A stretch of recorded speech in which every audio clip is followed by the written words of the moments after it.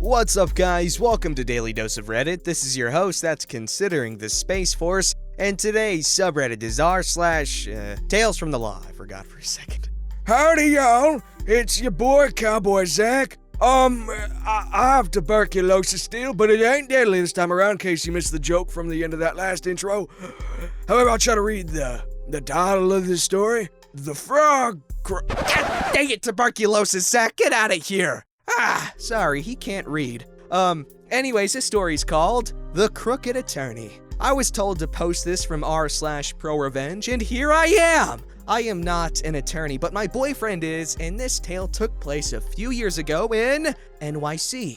Thus, here is the tale of throws dust and campfires. It's like a Harry Potter thing. The Crooked Attorney. In looking up this guy's information, he really was a piece of sashimi. A local paper described him as, rewarded for privacy, "These con artists are cutthroat and will do anything to get their money. They prey on unsuspecting victims and take out loans and falsify information. They take off with most of the money. The con artists are very skilled and few of them are ever sent to prison." Until my boyfriend came along. My boyfriend moved to New York City from a state in the South. Freshly out of law school and riddled with student debt, he found a low-paying personal injury firm and settled in.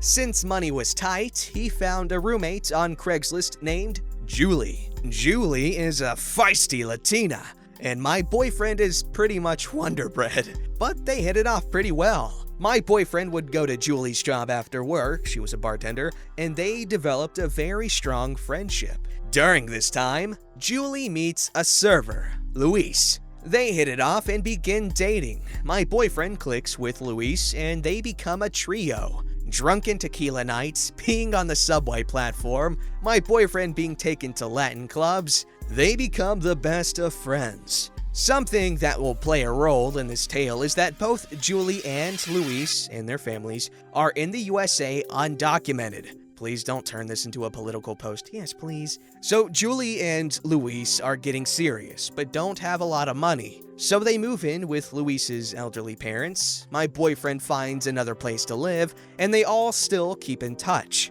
During all of this, Luis's dad had suffered an injury at work. He lost part of his finger and had hired a personal injury attorney, aka piece of sashimi. Apparently, he was supposed to receive a $100,000 settlement, but some time had passed and still no update. Julie, since neither Luis or his dad spoke English, called Luis's father's insurance and asked about the status of the settlement. The insurance said, "Oh, the settlement's already been paid out." That's when Julie called my boyfriend, freaking out. Apparently, this personal injury attorney had a history of being an ambulance chaser and sought out clients who were here illegally. He held that over them and took their settlement money by forging documents. While there had been reports, the guy had been getting away with fraud for years. So, my boyfriend tells Julie to tell the piece of sashimi that she knows what's up. Apparently, this guy thought his clients were too stupid to seek retribution.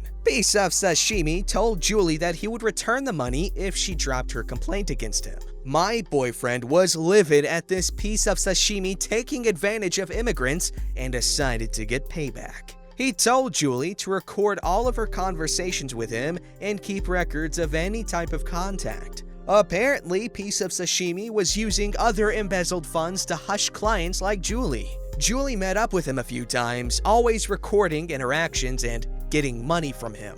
With evidence in place, my boyfriend took all the evidence to the New York State Supreme Court, who investigates and told them that he was representing Luis's dad. Apparently, reports had happened for years, but nobody gave a damn until an attorney became involved. It turned out that piece of sashimi had stolen over $400,000 from clients for years. It was a long trial, with my boyfriend representing Luis's dad and he having to testify. Piece of sashimi knew my boyfriend had reported him and would glare at him from the stand. Long story short, piece of sashimi pleaded guilty to charges of identity theft, fraud, grand larceny, etc. He was stripped of his ability to practice law and was sentenced to 7 years in jail. Luis's dad gave my boyfriend $1,000. He worked pro bono for them, and now my boyfriend is the godfather to Julie and Luis's son. Luis's dad moved back to his native country and bought a beautiful house. All of Pisa Sashimi's victims got their money back through the Lawyers Fund for Client Protection. You know what? That's an amazing ending. Your boyfriend did some good work there. No matter how you fall on this immigration debate, extorting people for money like that is wrong. No matter which angle you poke at it with, you look at it. I don't know the... Stop. This story's called Not My Problem. Except it kinda is. Useless DNA. Greetings, fellow... I can't think of a snappy thing for the denizens of this sub, but, you people! I had a crappy week last week, and after a much-needed relaxing weekend, I'm back, and this time, I figure out how to sneak in a slightly unrelated story about my coworker, who we'll call Moaning Mona, not her real name, I hope not. Some background on myself. I am not a lawyer, nor do I play one on TV. I am a foreclosure mediation specialist, working for a large mortgage servicer in the United States. That's as specific as I can get without risking getting myself in crap. Prior to doing mediations, I was a team lead for the foreclosure team here. And before that, I was a processor, or foreclosure tech. Handled the nitty-gritty of the cases, preparing documents, etc. In my company and department, there are 2 mediation reps, myself and a fairly useless lump of DNA at one of our other offices across the goddamn country. I operate with almost complete autonomy and report directly to my manager. Not to toot my own horn, but I am good at what I do and I work hard. I have, however, convinced my boss that this work is a lot more difficult than anyone knows, so I basically spend my days listening to heavy metal, answering emails, taking phone calls with our attorneys in courts, and trying to put out fires when someone screws up. It's interesting. When I took this job, I was working with another guy who was super lazy, but also really funny and knowledgeable about the field. He was a riot, and we got on well together. A year ago, he transferred to a different department, which meant that we needed to hire a new mediator. Now, our company has multiple campuses across the country, because we're kind of a big deal in our field. It was decided by the powers that be that we should hire a mediator from one of our other facilities in a different time zone. The intention was that they can take the later conferences that sometimes run past regular working hours in my time zone. I was against this for several reasons. One, most of our conferences take place first thing in the morning, so they'll be getting in and leaving right about when I do anyways. Two, part of the job is, or was, being able to talk things out and research difficult cases with my coworker, pool our resources, that sort of thing. More difficult to do that when they're across the damn country. If I'm out sick, or if they're out sick, our department is less centralized. If their phone is ringing all day and not mine, I can't just go pick up their phone if they're in a different state. All those calls will be missed unless the caller has, and chooses to call, my number as well. For reasons that I will never understand, after bringing my concerns to management, the response was basically, no. So began the hiring process for this new person. Now, my coworker's last day was in late March, and the management team for the other group didn't even start holding interviews until the second week of April, which meant I was doing 100% of the work for a 2-person team with 0% of the assistants. This would continue for a month and a half while the hiring process was going on. A hiring process I was not involved with, by the way. Interviews were being held, and I was able to sit in on some of them, but most of them were scheduled at times where I had hearings I had to be available for. See above, the only person working in the damn department at this time. So I didn't even get a chance to quiz half of the candidates. I did speak with and did recommend a young lady from that department who I thought would do very well, but only several weeks later did I come to learn that my recommendation was ignored again, and they hired Moaning Mona. Okay, whatever. Now, I can look past a lot. I can look past the fact that her "looking forward to working with you" email was riddled with spelling errors. I can ignore the fact that she is a super chatty Kathy and likes to gossip and gripe about everyone, including me, I have no doubt. But what I can't abide is having to repeat myself 30 times trying to train her to do the work. Folks, the basic stuff just wouldn't stick. How to use our calendar program to schedule hearings, what screens and workstations to go to in order to find the information you need, etc. It took her weeks to learn the basic stuff. Very frustrating, but okay, it is what it is. I'm planning on transferring to a different department for various reasons at this point anyway. So we get a case where she's unavailable for the call that morning. I can't remember if she was on a different call or out that day, and I get the call from the attorney to discuss the case. We're talking it over before pulling the court referee in, and I'm going through my regular series of workstations to look out for common red flags, familiarize myself with the loan. I find one. The borrower isn't eligible for a modification because of some technicalities on their loan. I mention as much to the attorney, who goes quiet. Moaning Mona didn't mention this at the last conference. The mediator won't be happy with this. Of course. Of course she didn't! I bet she didn't even look at that workstation. Well, nothing I can do about it now. All we can do is convey the information and hope the mediator takes it in stride. Folks, the mediator did not take it in stride. After being told the borrower was only available for temporary alternatives and not modification, she takes the borrowers out of the room and talks with them privately. When she returns to talk to us privately, she tells us she's very close to referring this for a bad faith finding and sanctions because at no point in the prior conferences was it mentioned the borrower might not be eligible for a modification. And if that information had been presented, then the borrower might not have wasted months of time and legal fees applying for a modification they would never get. The attorney and I attempt to salvage the situation and justify it by saying that we legally have to review the borrower no matter what their potential disqualification is. It just means they can only possibly be approved for temporary options like a forbearance and the mediator considers it, but ultimately will be releasing us from mediation and will be referring this to a judge for review. The judge will make the determination if there was bad faith. I'm pissed, but I didn't do anything wrong, so that's that until the next day when I fill in Mona. At first, she dodged around whether or not she'd seen that information before,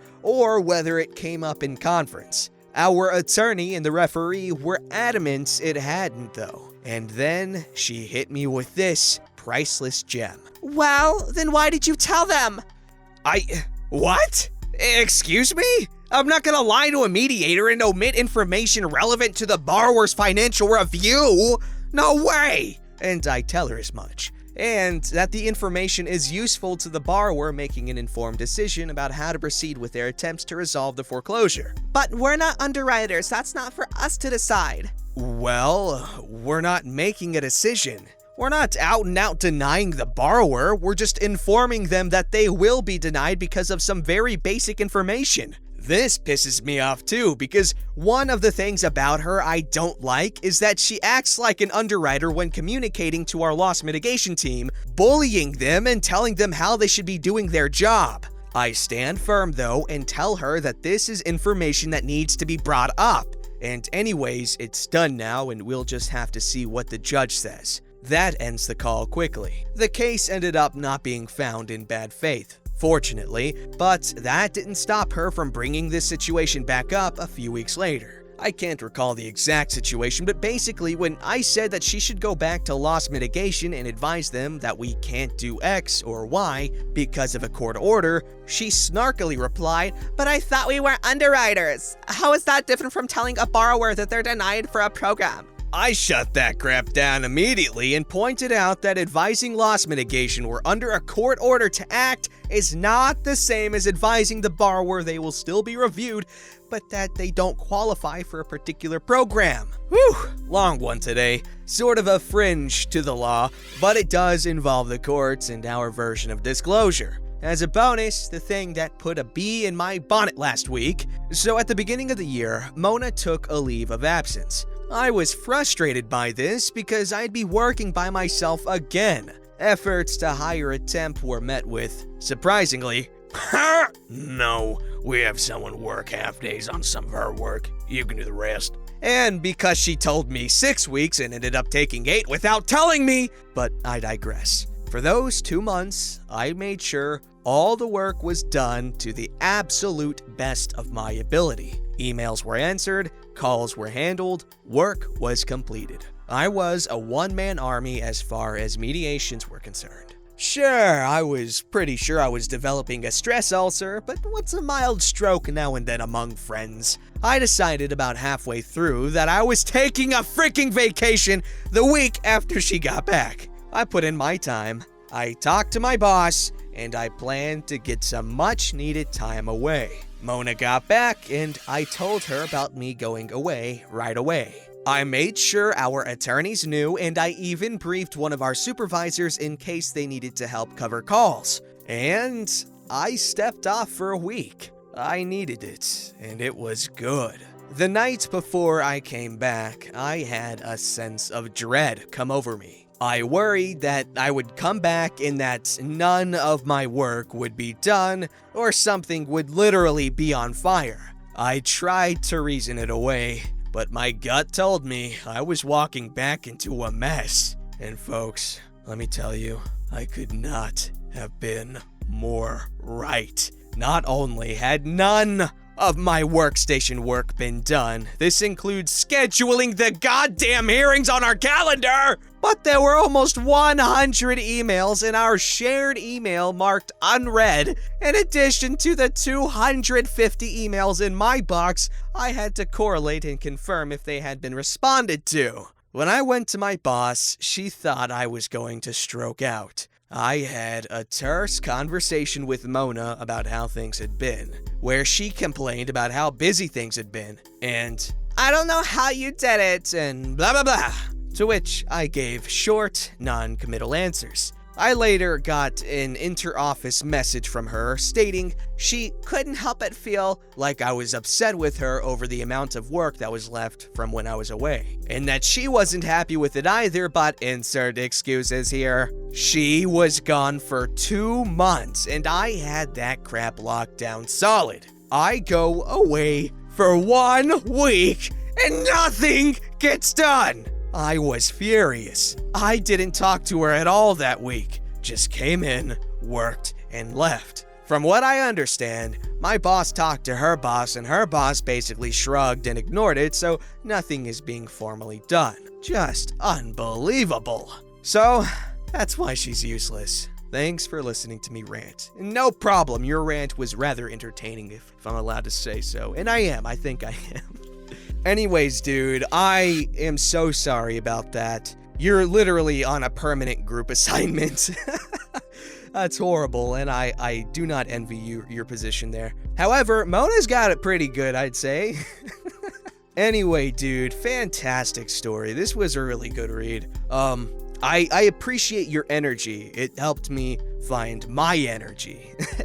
And it was good. Good stuff. In fact, I feel like if I were in his position, this would be my post, and it would be pretty much identical. But we went down different paths. You went down the route of mediation and lawyerly stuff, maybe soon to specialize in bird law, potentially. And I went down the route of reading Reddit stories, among other things. Which isn't a bad gig. I like it. However, it does come with the whole, oh, you got it easy. All you do is read stories online. Well, you know what? Why don't you try it? No, seriously, try it out. It's a fun thing to do. Voice acting is really fun, but you're gonna suck at it at first, okay? I thought I was pretty good when I started, but, you know, I go back and listen to the stuff I did in my very beginning. Blech. Anyways, sorry for the rambling. Just wanted to say, cool bird law story. I really appreciated it, Charlie.